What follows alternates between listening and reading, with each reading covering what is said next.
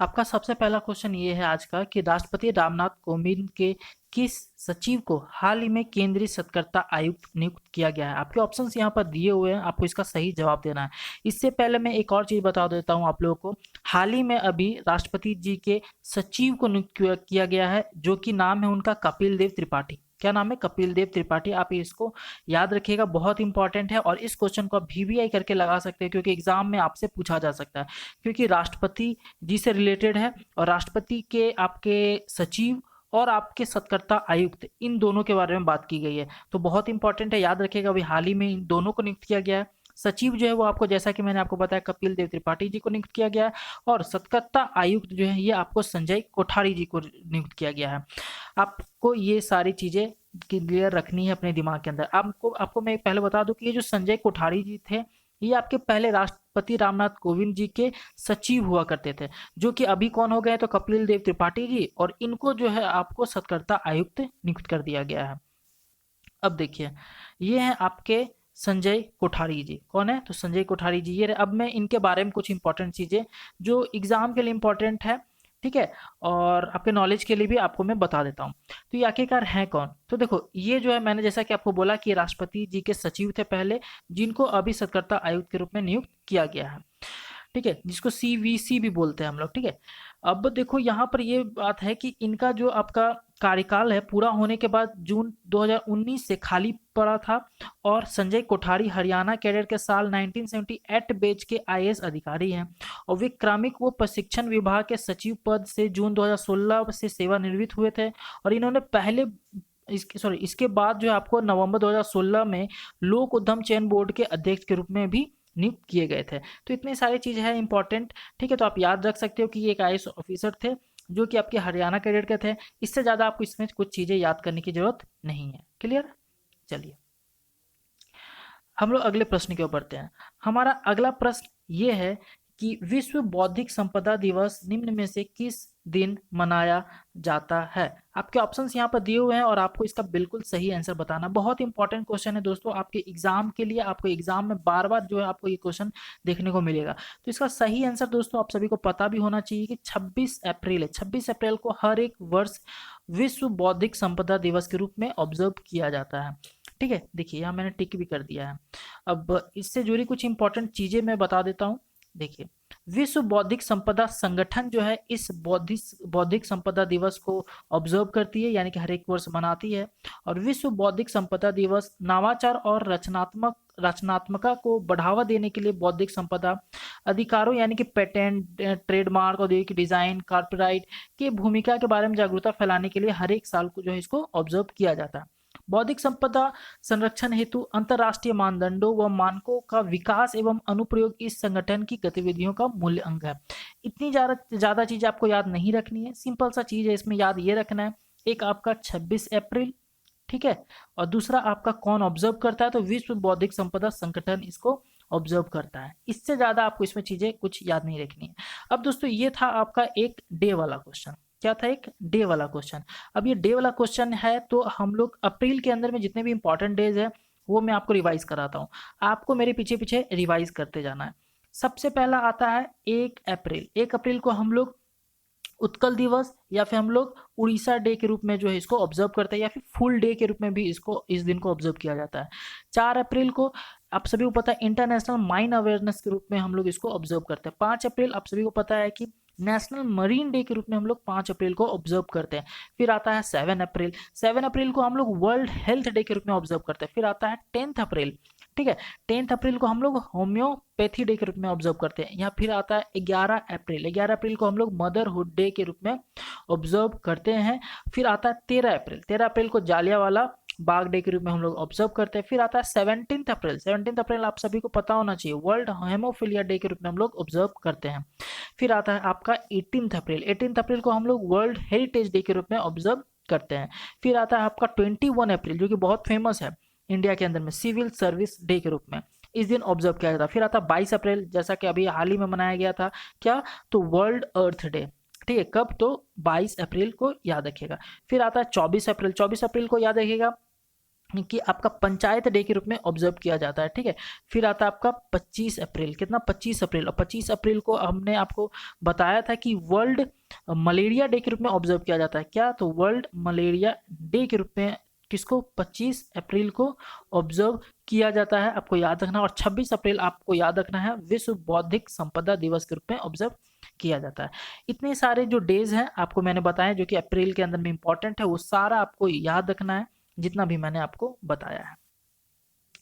चलिए अब बढ़ते हैं हम लोग अगले प्रश्न की ओर। अगला प्रश्न ये है कि किस देश की नौसेना ने 25 अप्रैल 2020 को उत्तरी अरब सागर में पोतरोधी मिसाइल का सफल परीक्षण किया है। फिर से बोल रहा हूँ क्वेश्चन, 25 अप्रैल 2020 को उत्तरी अरब सागर में पोतरोधी मिसाइल का सफल परीक्षण किया है। आपके ऑप्शंस यहाँ पर दिए हुए हैं और आपको इसका सही जवाब देना है। इससे पहले मैं आपको कुछ इंपॉर्टेंट चीजें बता देता हूँ जो कि अभी हाल ही में परीक्षण हुए हैं। एक इंपॉर्टेंट था आपका चाइना से रिलेटेड। चाइना ने अभी हाल ही में DF-41 को लॉन्च किया था जो कि एक मिसाइल था और इसका रेंज करीबन कितना था, तो 15,000 किलोमीटर का इसका टोटल रेंज था, जो कि बहुत बड़ी रेंज थी। और इसके इस रेंज के थ्रू जो है, इस मिसाइल के थ्रू चाइना अपने जगह से अमेरिका तक जो है ये वार कर सकता है, इतनी बड़ी रेंज थी इसकी। अब देखो यहाँ पर बात आती है पाकिस्तान की। देखो इस क्वेश्चन का भी सही आंसर आपका पाकिस्तान होने वाला। पहली बात तो ये, ठीक है, जो कि 25 अप्रैल 2020 को पोतरोधी मिसाइल का सफल परीक्षण किया है। और दूसरी बात ये, पाकिस्तान जो है आपका एक गजनवी और बाबर दोनों याद रखिए। क्या बोला मैंने? गजनवी और बाबर, क्या? बाबर, ये दोनों याद रखिएगा। इन दोनों मिसाइल का जो है इसने परीक्षण किया है और ये दोनों मिसाइल जो है आपका पाकिस्तान से रिलेटेड है। बस इतना ही याद रखना, इससे ज़्यादा आपको चीज़ें याद नहीं रखना। और हाल ही में एक और मिसाइल लॉन्च किया गया था, किसके द्वारा? तो ईरान के द्वारा।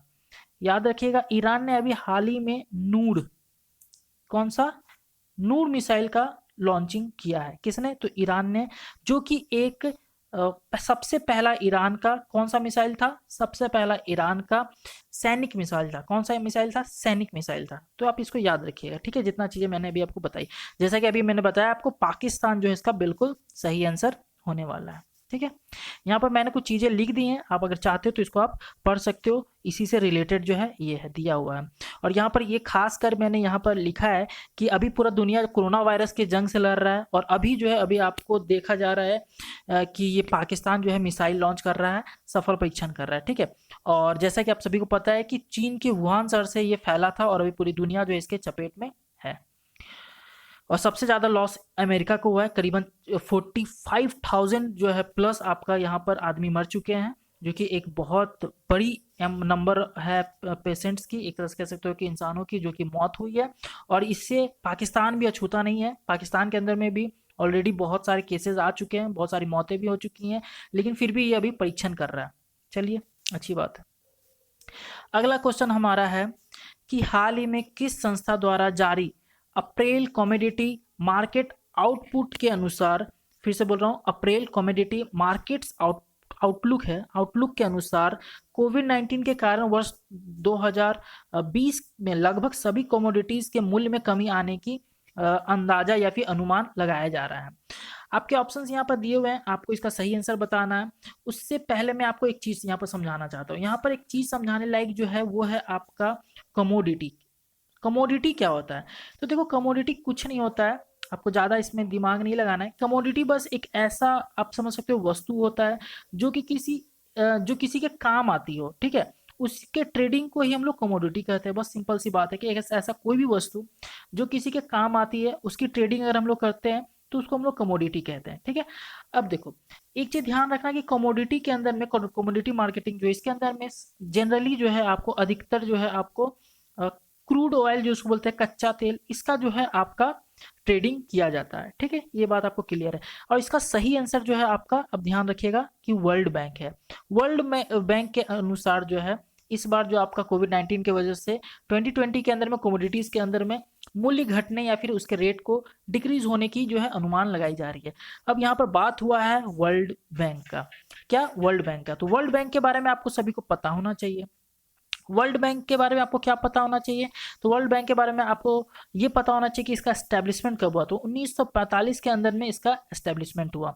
और 1945 के अंदर में एस्टेब्लिशमेंट होने वाले बहुत से ऑर्गेनाइजेशन थे। मैंने एक स्पेशली वीडियोस भी बनाया था इसके ऊपर। देखो मैं आपको कुछ ऑर्गेनाइजेशंस हैं जो कि इंटरनेशनल ऑर्गेनाइजेशंस है, मैं आपको नाम बताता हूँ, जो कि 1945 के अंदर में जो है एस्टेब्लिश किए गए थे। सबसे पहले तो वर्ल्ड बैंक हो गया, आपको याद रखना है। फिर आपको याद रखना है यूएनओ, मैंने आपको बहुत बार बताया। दूसरा क्या है, यूएनओ का भी जो एस्टेब्लिशमेंट हुआ है 1945 के अंदर में, जिसका हेडक्वार्टर कहाँ है, तो न्यूयॉर्क के अंदर में हेडक्वार्टर है। फिर है आईएमएफ। आईएमएफ क्या है, आईएमएफ फुल फॉर्म आप सभी को पता है, अंतरराष्ट्रीय मुद्रा कोष इसका फुल फॉर्म होता है। इंटरनेशनल मॉनेटरी फंड इसका फुल फॉर्म होता है। इसका भी एस्टेब्लिशमेंट 1945 के अंदर में हुआ, जिसका हेडक्वार्टर क्या आप सभी को पता होना चाहिए, याद होना चाहिए, वॉशिंगटन डीसी के अंदर में है। जैसा कि आपका वर्ल्ड बैंक का भी जो हेडक्वार्टर है वॉशिंगटन डीसी के अंदर में। और मैं आपको बता देता हूं, आईएमएफ हो गया, यूएनओ हो गया, आप एक और याद रखिएगा, एफएओ। एफएओ एफएओ का भी जो एस्टेब्लिशमेंट हुआ था 1945 के अंदर में हुआ था। इसका फुल फॉर्म आपको पता है कि खाद्य एवं कृषि संगठन जो है इसका अगर इंग्लिश में बोले हम लोग तो फूड एंड एग्रीकल्चरल ऑर्गेनाइजेशन इसका फुल फॉर्म होता है, ठीक है, इंग्लिश के अंदर में। तो इसका भी एस्टेब्लिश 1945 के अंदर में हुआ था, जिसका हेडक्वार्टर रोम इटली के अंदर में, ठीक है। तो ये आपको हो गए कुछ जो कि 1945 के अंदर में एस्टेब्लिशमेंट किए गए थे, जो इंटरनेशनल ऑर्गेनाइजेशन थे, उसके हेडक्वार्टर और उसके नाम आपको ये सारे कुछ याद रखना। अब देखिए हम लोग यहाँ वर्ल्ड बैंक के बारे में बात कर रहे थे, जैसा कि मैंने बोला इसका हेडक्वार्टर वॉशिंगटन डीसी के अंदर में। इसके अध्यक्ष कौन है, तो डेविड मालापास इसके अध्यक्ष है। गाइस कुछ स्पेलिंग में अगर एरर दिखे तो आप इसको थोड़ा सा इग्नोर कर लीजिए, क्योंकि ये मैं खुद लिखता हूँ, इसको टाइपिंग में हो सकता है थोड़ा मिस्टेक हो जाता है स्पीड में करने से, ठीक है। तो आप इसको थोड़ा सा इग्नोर लेके चलिएगा। डेविड मालापास जो है इसके कौन है, तो वर्ल्ड बैंक के आपके अध्यक्ष हैं, ठीक है। अब देखो वर्ल्ड बैंक के अंदर में कितने मेंबर हैं, तो 189 मेंबर इसके अंदर में है। और 189 जो है, 9वां जो मेंबर है वो कौन है, तो नरू जो है इसका 189वां मेंबर है। मैंने आपको ये बता दिया और आपको याद रखना। यूएनओ के अंदर में मैंने आपको पिछले बार बताया था कि 190 कितने 3 मेंबर है, और 193वां मेंबर कौन था, तो दक्षिणी सूडान जो था आपका इसका 193वां मेंबर था। तो आपको ऐसे करके याद रखना है दोस्तों, बहुत इंपॉर्टेंट होता है, एग्जाम में ऐसे भी क्वेश्चंस बन जाते हैं, ठीक है। अब देखो यहाँ कमोडिटी से रिलेटेड कुछ चीजें जो है लिखी हुई है, आप चाहो तो इसको याद करने बोल रहा हूँ, इसको पढ़ सकते हो, लेकिन नहीं तो इसके अंदर में कोई इंपॉर्टेंट चीजें इसके अंदर में आपको याद नहीं करनी है, और कुछ इंपॉर्टेंट चीजें है भी नहीं। बस आपको ये याद रखना है कि किसने बोला है, तो वर्ल्ड बैंक ने बोला है, बस इससे ज्यादा आपको इसके अंदर में कुछ ज्यादा दिमाग नहीं लगाना है। चलिए अगले प्रश्न की ओर बढ़ते हैं। अगला प्रश्न है कि प्रत्येक वर्ष क्या बोला जा रहा है, प्रत्येक वर्ष और 23 अप्रैल को किस राज्य में क्या है, कोंगजोंग दिवस, कौन सा दिवस, तो कोंगजोंग दिवस के रूप में ऑब्जर्व किया जाता है। आपके ऑप्शंस यहाँ पर दिए हुए हैं और आपको इसका बिल्कुल सही आंसर बताना है। और मैं आपको उससे पहले कुछ इंपॉर्टेंट चीजों के बारे में बताना चाहता हूँ दोस्तों। जैसे कि आप यहाँ पर देख रहे होंगे, यहाँ पर है आपका राजस्थान, क्या है, राजस्थान। राजस्थान से रिलेटेड एक इंपॉर्टेंट चीज यहाँ पर आप ये याद रखिएगा कि सांभर लेक जो है आपका राजस्थान के ही अंदर में है, और राजस्थान के अंदर में ही पड़ता है, तो आप इसको याद रखिएगा, ठीक है। अब यहाँ पर आपको दिख रहा होगा क्या है, आपका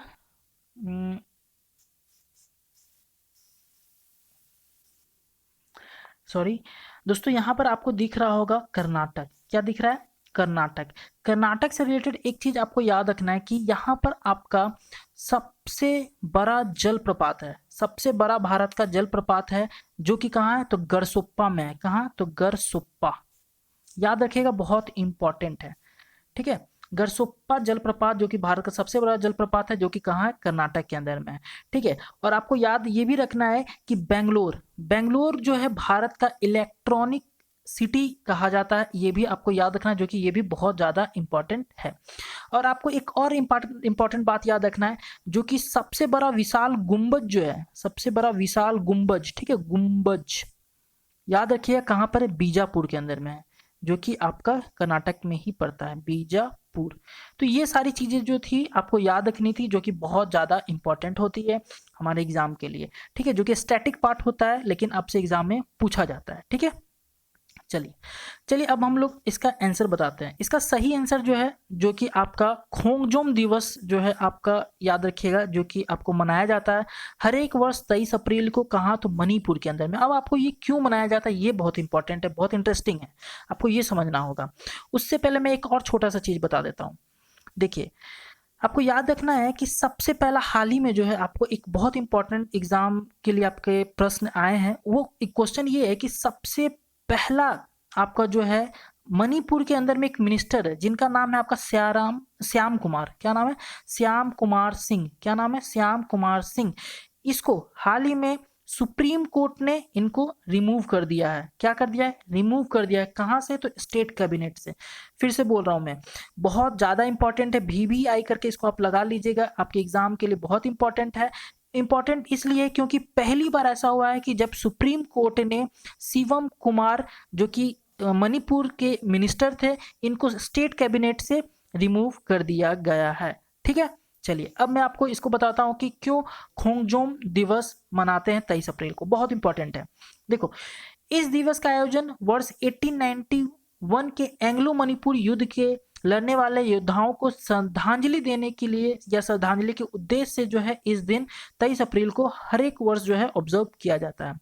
अब देखो, एंग्लो मणिपुर युद्ध ब्रिटिश साम्राज्य तथा मणिपुर साम्राज्य के मध्य एक सशस्त्र संघर्ष था, यानी कि एक तरह का आपको लड़ाई हुई थी, जो कि 31 मार्च से 27 अप्रैल 1891 तक लड़ा गया था।